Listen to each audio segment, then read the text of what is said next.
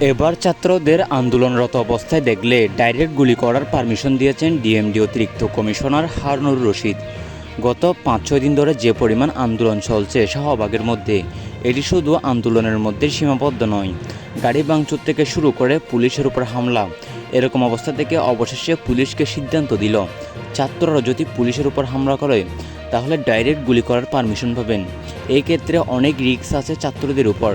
তিনি আরও বলেন, ছাত্ররা নাকি বাংলাদেশের বিভিন্ন সম্পদের ক্ষতি করছেন, অর্থাৎ গাড়ি ভাঙচুর থেকে শুরু করে রাস্তার ক্ষয়ক্ষতি ইত্যাদি তারা নষ্ট করছেন।